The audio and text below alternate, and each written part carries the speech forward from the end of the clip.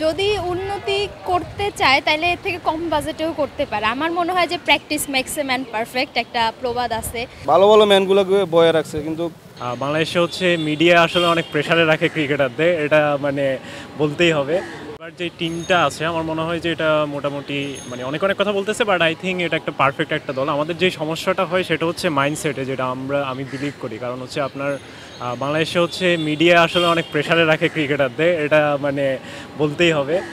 আপনি যদি দেখেন একজন কোচ নিয়োগের পরে এবং ওই অভ্যন্তরীণ যে বিষয়গুলো আমরা দেখেছি সাকিব তামিম বিষয়সহ, সো আলটিমেটলি হচ্ছে মিডিয়ার একটা বড় প্রভাব থাকে এবং ক্রিকেটাররা সবসময় হচ্ছে প্রেশারে থাকে, যেটা আসলে মানে ক্রিকেট আসলে এন্ড অফ দ্য ডে হচ্ছে একটা মাইন্ড গেম, ঠিক আছে? আপনি যদি দেখেন আর কোচ নিয়োগের পরে কোচ নিয়ে অনেক সমালোচনা, মানে কোচকে হাত খুলে কোচিং করতে যদি আপনি না দেন তাহলে তো আলটিমেটলি হচ্ছে কোনো লাভ নেই। সো আমি মনে করি যে কোনো কোচ আপনি যদি বেস্ট কাউকেও যদি নিয়ে আসেন, ঠিক আছে, এই যে ইন্ডিয়ান এখন হচ্ছে আপনার রাহুল দ্রাবিড় আছে, আপনি যদি রাহুল দ্রাবিড়কেও এনে বাংলাদেশের কোচ বানিয়ে দেন, আমার মনে হয় না যে ভালো কিছু করতে পারবে Bangladesh. Ultimately end of the day হচ্ছে আপনাদের প্লেয়ারদেরকে সেই সুযোগ দিতে হবে এবং বোর্ডেরও এখানে কিছু গাফিলতি আছে। বোর্ড হচ্ছে মানে বোর্ডের মধ্যেও এরকম পলিটিক্যাল অনেক ইস্যু আছে যেগুলো আমরা বিভিন্ন সময় সামনে দেখেছি। ভালো ভালো ম্যানগুলোকে বয়ে রাখছে, কিন্তু যারা ক্রিকেট খেলার উপযুক্ত তাদেরকে বসে রাখা, যেগুলো আছে আপনার পারে না তাদেরকে আছে বড় ভাইদের সাহায্যের কারণে তারা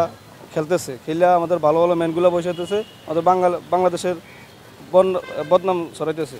লিটন দাস তাদেরকে তো রাখা উচিত, তাদেরকে তো বাংলাদেশে রাখার জন্য অনেক ভালো, কিন্তু তাদেরকে তো রাখে না, রাখে তো আছে আপনার নর্মাল প্লেয়ারগুলো রাখে, এই প্লেয়ারগুলো তো রাখা দরকার না। যদি উন্নতি করতে চায় তাহলে এর থেকে কম বাজেটেও করতে পারে। আমার মনে হয় যে practice makes a man perfect একটা প্রবাদ আছে।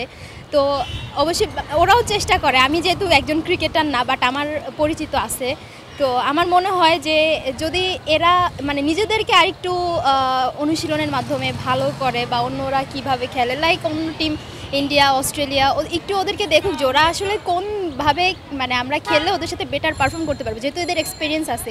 তো আমার মনে হয় যে ওরা ওই দিকটা ফোকাস করুক, অনুশীলন করুক, বেটার করুক, তো ভালো করে। বাজেট এখানে doesn't matter, I think so.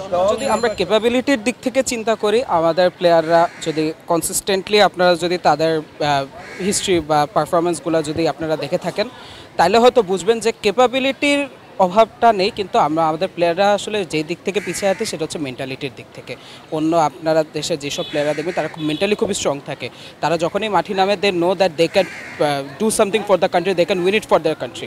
আমাদের প্লেয়ারদের মধ্যে সেই মেন্টালিটিটা আসলে ল্যাকিং, এবং এটার পাশাপাশি এটা তো দেখা যায় যে তারা খুব নার্ভাস থাকে যে কোনো ধরনের খেলার সময়, তারা হচ্ছে খুব ভয় থাকে, থিঙ্কিং যে হয়তো এই ম্যাচটা খারাপ খেললে তারা হচ্ছে পরের ম্যাচে ড্রপড হয়ে যাবে বা এইরকম একটা চিন্তাভাবনা নিয়ে তারা খেলে।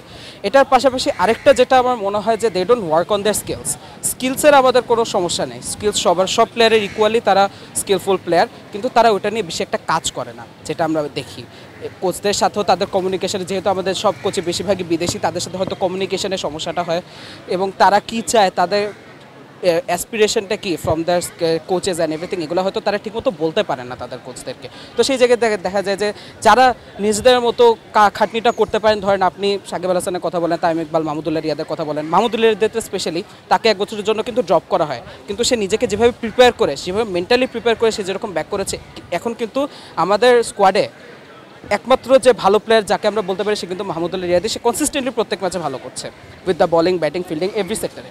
তো এই জিনিসটা আসলে যদি সবকটা প্লেয়ার যদি তারা সেই জায়গা থেকে নিজেদেরকে প্রিপেয়ার করার সেই যদি টার্গেটটা থাকো, সেই ইনসেন্টিভটা নিয়ে যদি তারা মাঠে নামতো, সেটা যদি প্রপারলি করা হতো তাহলে মনে হতো যে আমাদের টিমটা অনেক বেশি স্ট্রং, অনেক বেশি।